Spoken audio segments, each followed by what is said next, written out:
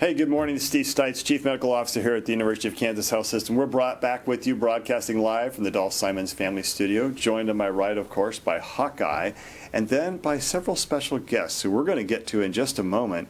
But first, Hawk, how are we doing today? Hi. We're not doing too well. We're not doing too well. The daily numbers don't really tell the story, but right now we have 31 patients in the hospital, with 9 in the ICU and 6 on the ventilator. We have 32 patients that are in that recovery period. So it's about the same numbers as yesterday, but that doesn't tell the true story. We did have 8 discharges, but over the last 24 hours we had 10 admissions. So even though the numbers are about the same, we do have a lot of discharges, but unfortunately we have a lot of inpatient admissions as well, so that is not good.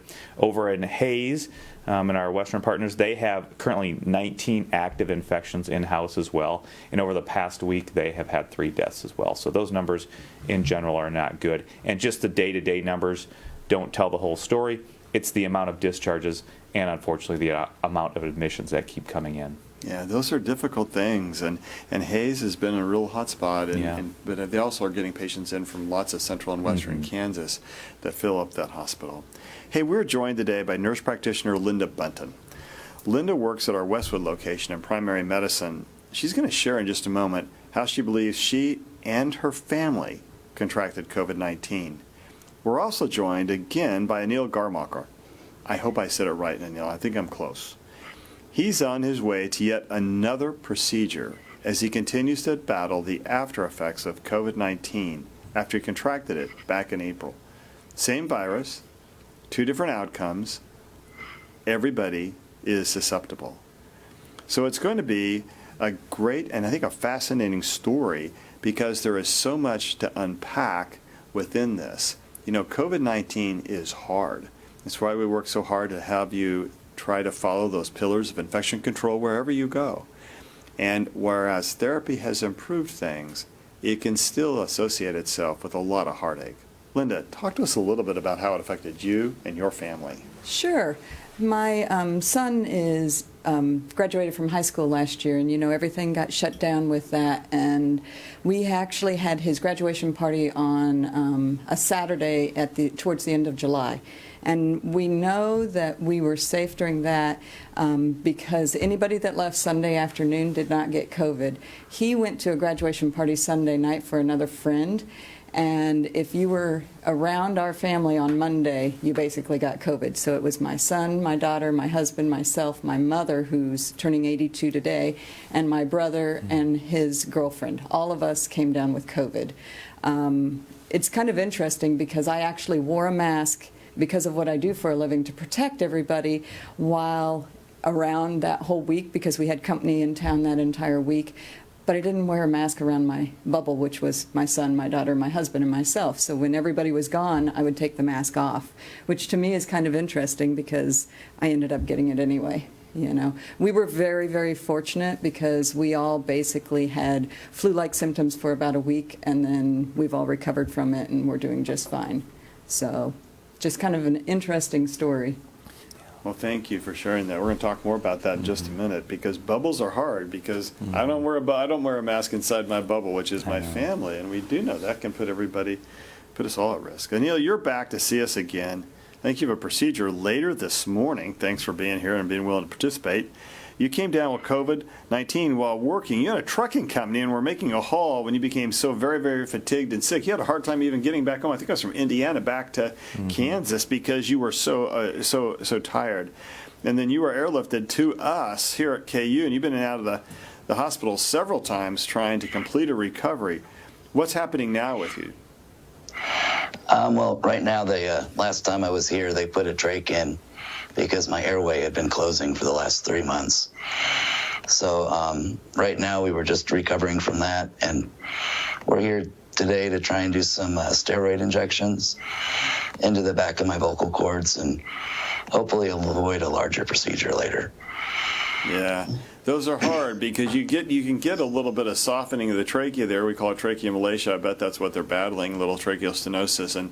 And what that means is the trachea can close off and make it hard to breathe, and so you have to have the trach there. I think they're trying to do things to help strengthen your trach. I'm guessing after having done pulmonary medicine for about 30 years.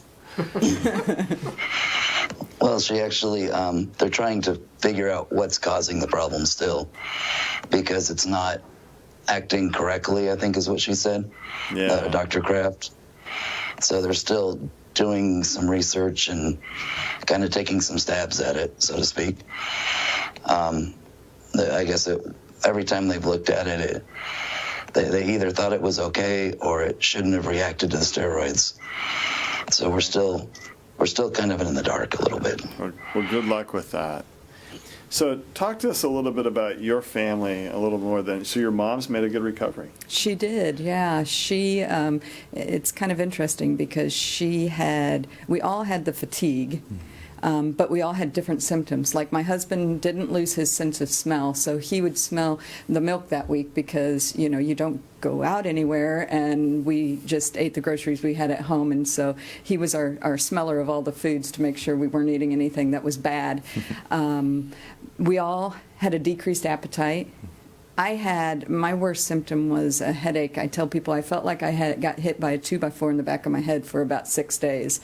It was relentless. It didn't matter what I did. I could take Tylenol, I could take ibuprofen, nothing helped it. And so that was kind of interesting. And then just the fatigue, a lot of them had aches, a lot of the family had aches and pains and everything. My brother he lives in Iowa actually, he had a little bit more of the respiratory symptoms, and he had this horrible cough because I called him and said, "Is my name Mud?" And he could hardly talk because he just kept coughing and coughing, after he got diagnosed. So in between the yes, there was a lot of coughs. Yeah, pretty much. Cough, cough, cough, yes, cough, cough, cough. Yeah, that's how that went. Yeah. Okay, I got that.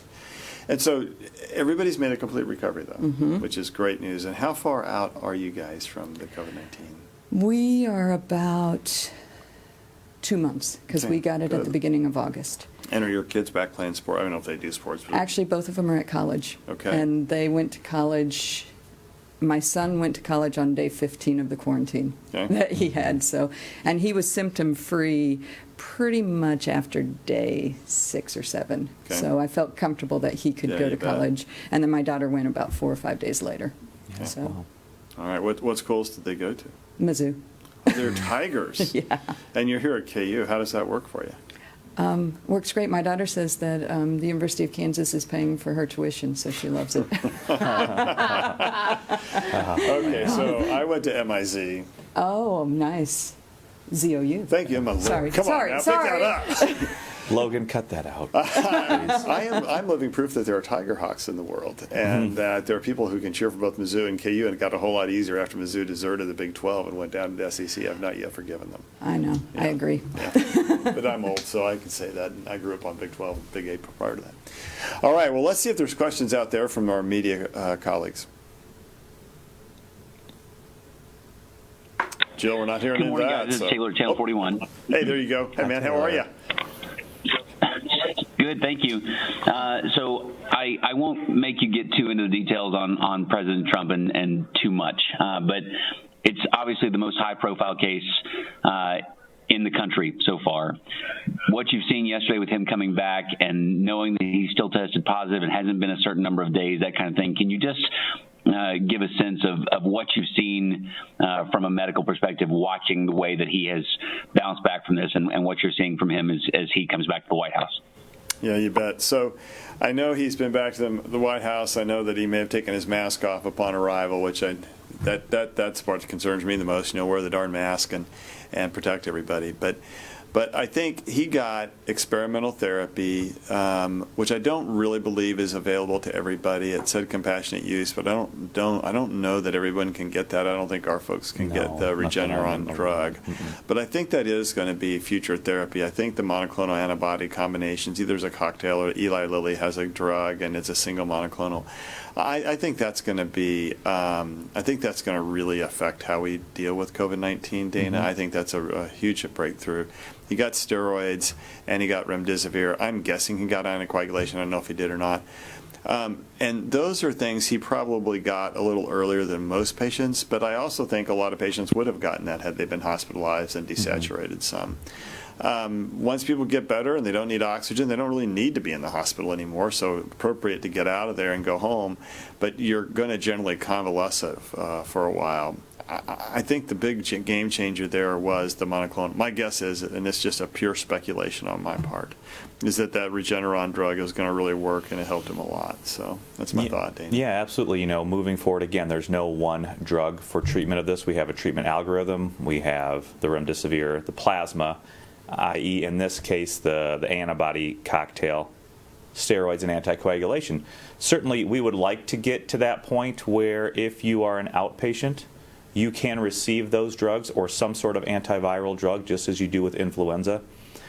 Dr. Castro is working here at the health system, is working with a trial to work on an outpatient treatment for COVID, and that is the monoclonal antibody with Eli Lilly. So that is being trialed right now.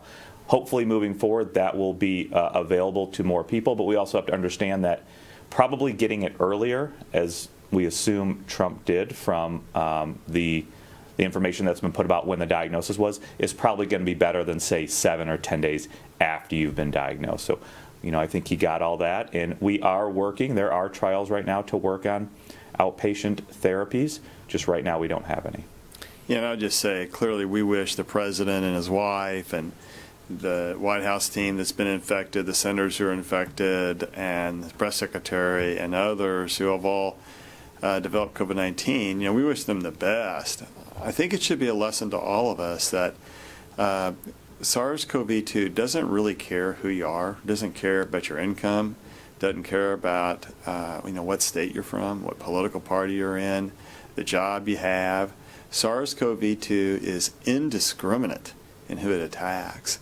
And if you set yourself up to be vulnerable, it will come to you. And that's really, to me, that's the message.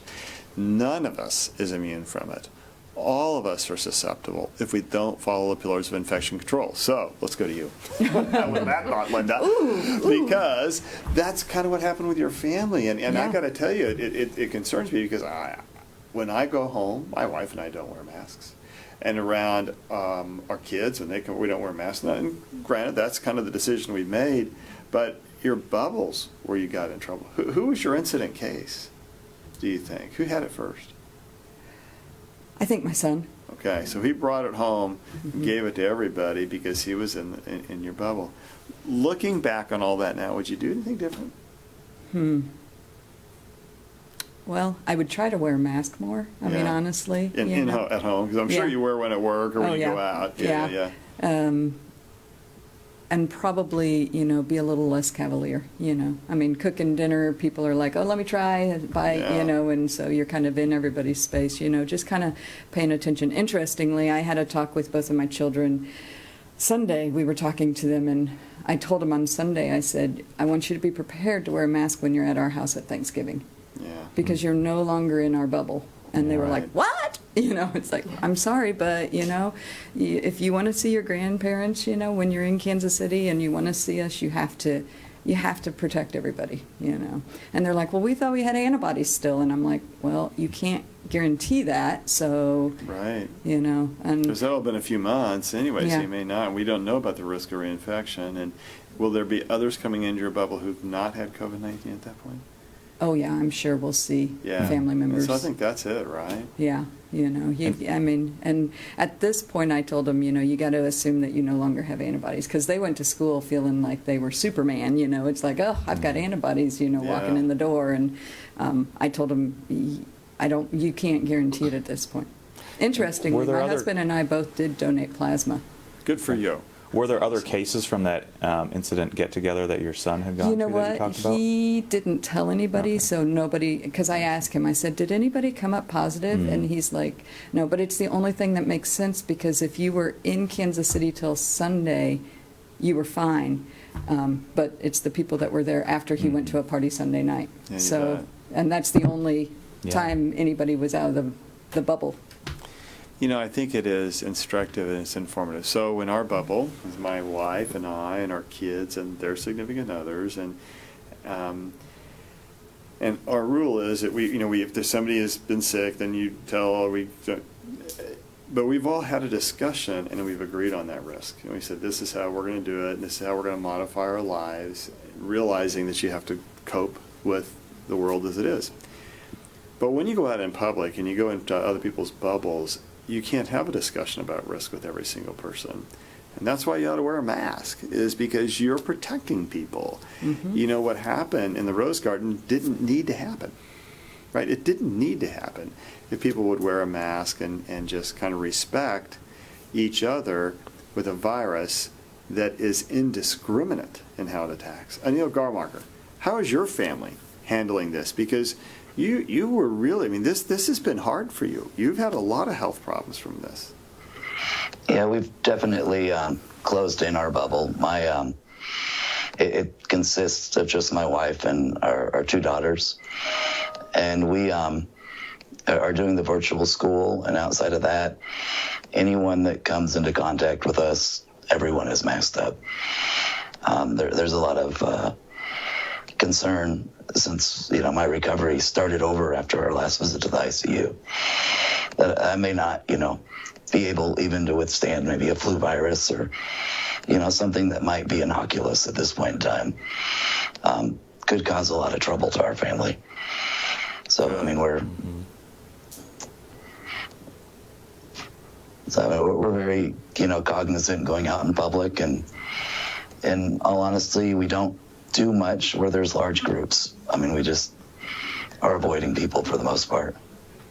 Well, this has been a life-changing, life-altering for you, and hopefully over time, those effects will begin to lessen. And what I remember from my days in the ICU, we used to tell families, when you've been really critically ill, expect a 3, 6, 12-month recovery. You're in that 12-month category because you've had the complications of being in the hospital. So hopefully by next April, you'll be feeling a whole lot better, and hopefully your breathing's a lot better. Because I think the thing that's holding you back right now, a lot of it is related to that tracheal scarring. Let's see if there are other questions out there. Any more reporters? Yeah. Nope. Got the sign. No more reporters. We're good. Chill. Okay. So Tammy wants to know, with all the community spread that's going on out there and talk about droplets hanging in the air, should we go back to wiping off our groceries? Great question.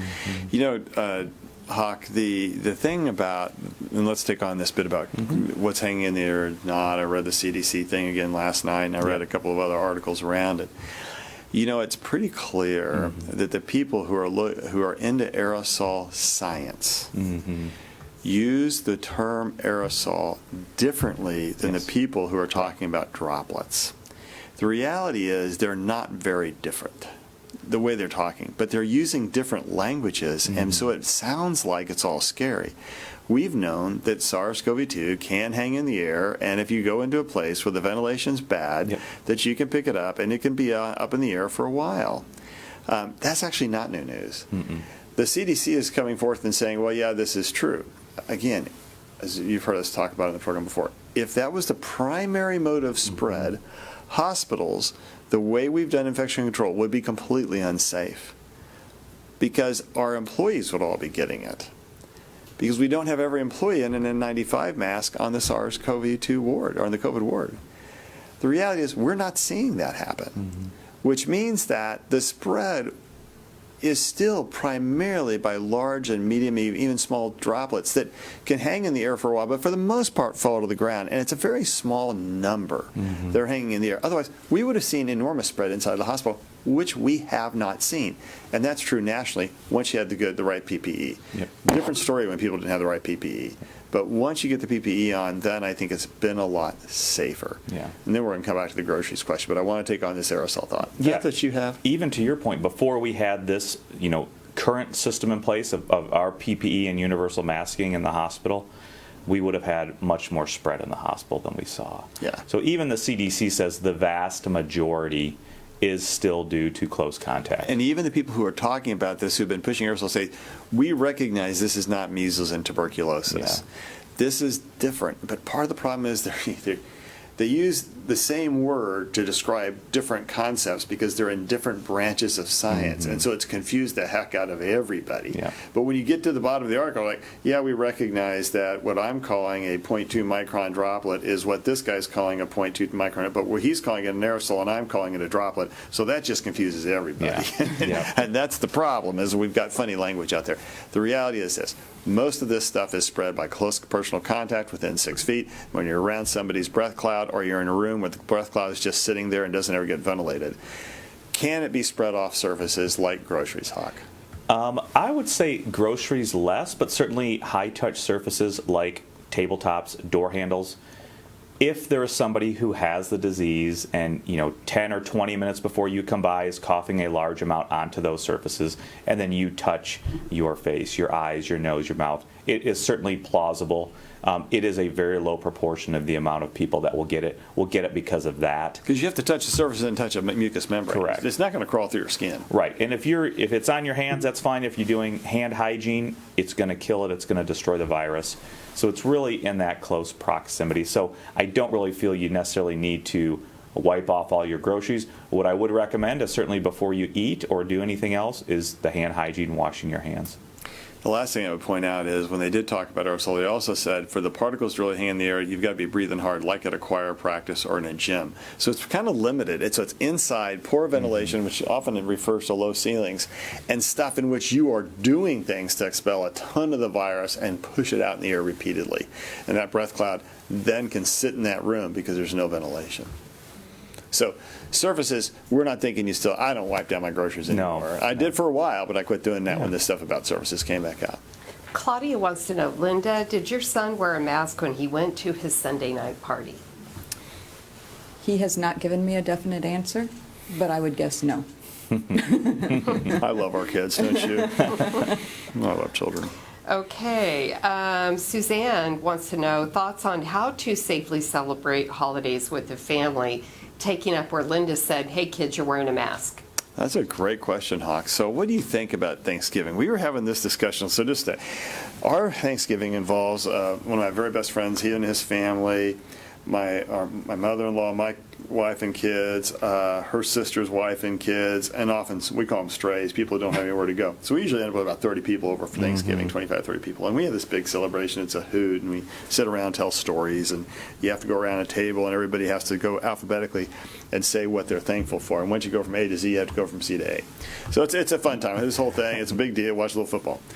So my wife was grousing about it just a little bit. She's like, man, it's going to be a different Thanksgiving this year because we can't have that many people in our bubble intersecting. And I think that that's true for this year. I think it's hard to imagine that if we're going to have large events, unless people are going to wear masks the entire time, oh, wait, you can't eat. Right. I think it's going to be that could otherwise be sort of a lot of mini super spreader events. Yeah, certainly, especially with the amount of people that you're talking about. We still want to meet in groups less than 10.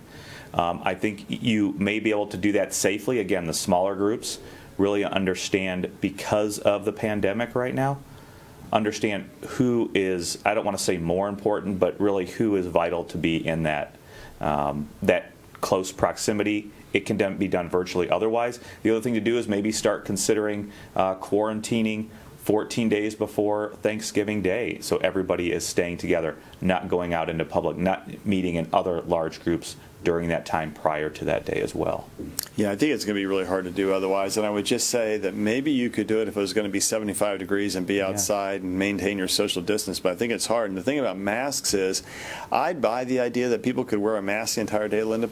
But I don't think they're going to wear a mask because they are going to eat, they are going to drink, they're going to be watching some football. And so pretty soon, especially if you're inside, those breath clouds are going to get all mixed up. Yeah. I don't know. What do you think? You're right. I mean, social distancing will help. Yeah. We have a large house, luckily, so we can social distance a little easier. We have a breakfast bar, and then we have a table, so I know when my mom will be there, she'll probably sit at the table, and we can sit at the bar to eat, which will cut down on some of it. But yeah, I was reading some of the stuff out of KU on how to prepare for the holidays coming up, and a lot of it was try to be outside, and I'm like, I don't know if that's going to be possible, you know. No, I have to get a whole lot of those little warmers or something. I don't know. Pretty soon. We had my son's graduation party actually outside to help protect from that, you know, but that was also July. Anil, what do you think? What are you guys going to do? You're going to keep it pretty small for Thanksgiving? Yeah, we're definitely keeping a smaller group this year.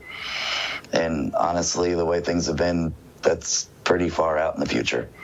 We're kind of 1 month at a time right now. One day at a time. Yeah. And I think, that's a really important message for people to hear. That, we try to be apolitical, but sometimes when leaders come up and say, don't be worried about this, really? I'm going to have them come talk to you, Anil, because I want them to understand they should be worried about this. This is not the dadgum flu. It is not a common cold. And maybe you can get some advanced therapy that most Americans can't get, and that'll help you. But the simple reality is those drugs are not widely available. And even if they were, we wouldn't have enough of them to start. So right now, we have to treat this as the deadly disease that it is and not as something we should pass off. Okay, so we've talked a lot about, and the CDC reports what a high-risk exposure is. Cindy asks, if someone has a brief contact, around a minute, with someone who later tested positive for COVID, and 10 days later, I have cold-like symptoms, should I quarantine or be tested? Can you get it if it's less than a minute? Well, first of all, the answer to that question is, I think, Hawk, that the odds are lower, but the answer is yes, especially if there's a lot of virus being shed on you. And second of all, it's been 10 days. So you got sick from something, right? What did you pick up? You got it from somebody. Who did you get it from, and what is it you got? So absolutely, you should be tested. The idea that you may not have gotten it from that exposure, okay, but you got sick from somebody. How do you know that person didn't have COVID? So I think absolutely you should be tested, and absolutely you should quarantine. Yeah, absolutely. It is within that 14 days. You said 10 days. So that is probably about the time a majority of the people will have symptoms by. So isolate yourself and then, call and get scheduled to get a test. I think that's... Yeah, and beware of the idea that that was your only exposure. There are a lot more exposures potentially out there. Was your son surprised that he might have been a vector to your family? I think so. I mean, I told him, I did a Take 10 for KU and talked about it, and I told him that I told everybody that we really thought it was him. And he's like, seriously, Mom? And I'm like, well, who else? I mean, there is no other possibility in my mind, just because we know nobody got sick the day before. Had somebody have gotten sick the day before, then I'd be questioning it. But and we had probably 40 or 50 people at our house off and on through the day before from his party. Yeah, that was it. Yeah. That was exposure. Yeah. Anil, you never knew where yours came from. Yeah, we're still unsure where. I mean, I was traveling quite a bit then, but I was through Louisiana and Arkansas, which were hotspots at the time. So it's still quite an unknown vector. I was just fortunate that I was isolated from everyone and never infected anyone in my circle or at my house. Yeah, that was the remarkable part of your story, is that as sick as you were, you weren't an index case for a lot of members of your household. As I recall, you're the only one who got sick. To date, yes. I did have one of my sons that got sick, but he got it at his mother's house, and we didn't have any contact. So it was obviously months later. I think it was in July. Yeah. Okay. Jill. Okay, Jean wants to know, a lot of the schools now are going full-time, all in. What precautions should a family take when their high school student returns home from school after riding the bus? Hawk. Yeah. Wow. Yeah. Good luck on this. I think this is going to be a lifestyle change, a cultural change, just as we have. We've always talked about, there is good research about wearing masks in the household. That is one step you can take. You've talked about wearing masks in the household. It's not necessarily practical or what we want to do, but that is a step you can take. Certainly, high schoolers tend to be off on their own anyway, so you can distance that way. That is another thing. Please endorse and advocate for your child to wear a mask while on the bus. Wear eye protection. But you can go buy good goggles or eye protection at the hardware store if you're unable to get a face shield otherwise. So I think doing those and talking with your child who is riding the bus about doing those types of things. When they come home, make sure they're washing their hands. Things of that nature, I think, are going to be able to keep them as healthy or as low risk as possible. Yeah, I think that's probably right. What would you do, Linda? You've been through this now. I think you're another COVID expert. I don't know about that. I know how to get it, I guess. That's a tough one, because the hard thing is getting your kids to accept it, I mean, they don't want to be the outside of the norm kind of person, I think for my own kids, I think probably, the risk of not being able to see people outside of the four of us, because we always spend Thanksgiving with my mom. It's what we do, and it's always been a tradition. So to not be able to see her, I think will allow me to say, you know what, you've got to take the extra precautions, and I think just doing that maybe would help, who is somebody that they would be concerned about, that then you could use that to say, hey, you're protecting them, and that's what I've said all along through all of this. You're protecting somebody that needs to be protected, and if it becomes more personal, it's a little easier to say, okay, fine, Yeah, I think when the schools have been under enormous pressure from parents to open back up, because they see the loss, I think, and the toll this has taken on teenagers from social isolation and mental health issues. So I think when folks go back to school and it's full bore and they're not trying, I don't know, the classrooms are distant. So I think it all depends on your bubble, the health of your bubble, and the health of that classroom in terms of how they're trying to keep people distanced. If the schools, and some schools have done a great job of making sure the kids are wearing masks and they're staying distanced, that's one set of issues. If you're in another school that's not doing that and the kids aren't wearing masks, I think you just have to assume that your kid, when they come home, is a vector. I mean, I don't know how else to do it. And then it's up to you to decide, okay, I have a known person that I think could easily have infection in my house.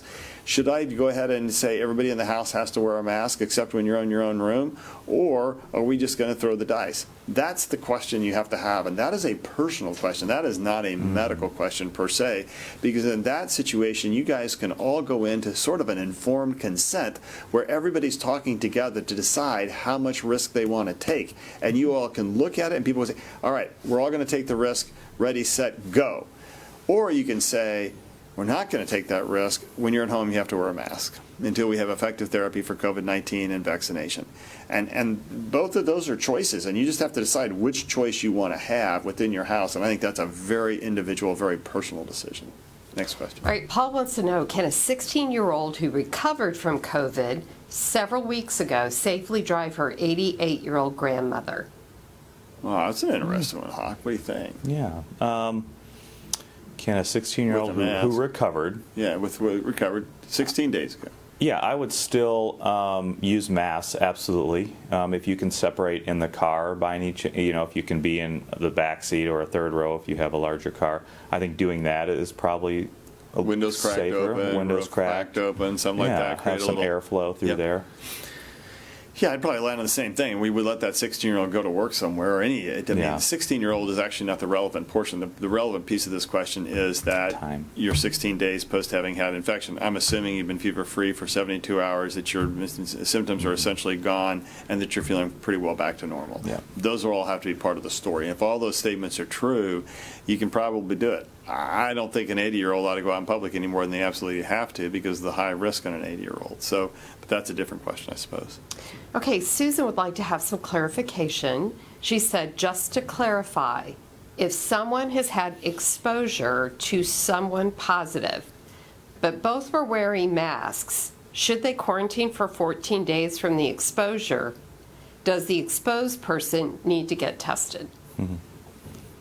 So the first, in the CDC guidance, it does not delineate between wearing mask and not wearing mask. It said anyone who is within 6 feet for 15 minutes or more is considered a contact. So based on that black and white writing, anyone, regardless of mask, you would be considered an exposure. Do you need a test? Certainly, it is recommended that anybody who's in close contact with a known case get a test, but it's not really recommended as to when. We haven't really landed on exactly the best time. We want to make sure that if we are doing the test, we have the best chance to get a true result. So that means if you are positive, that it's a positive result, and if you are negative, it's a negative result. Usually that's going to be about that 5 to 8 day mark when you should probably get tested. But even a negative test at that point does not negate your 14-day quarantine, so you would still have to be in 14 days of quarantine after that exposure. Jill, I think time for one more question today.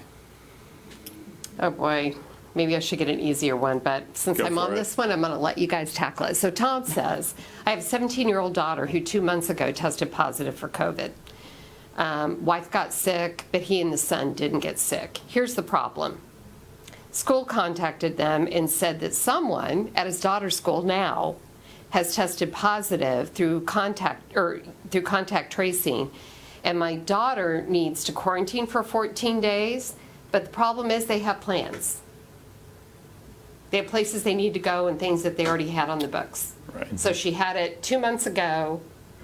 Yeah, now she's had another contact, so the question is, should she quarantine And the school is saying you again? need to quarantine. And Hawk, I think there's so much we don't know about SARS that the answer is, yeah, you probably should quarantine. Yeah. We don't know what the rate of infection is, and even if you don't get sick, what we don't know is that you may still be spreading the virus. You may not be symptomatic, but you can still be shedding. And so from that issue, I think, yeah, you ought to quarantine for 14 days. Thoughts? Yeah, that's the simplest and easiest answer when you get down to it, when you boil everything down.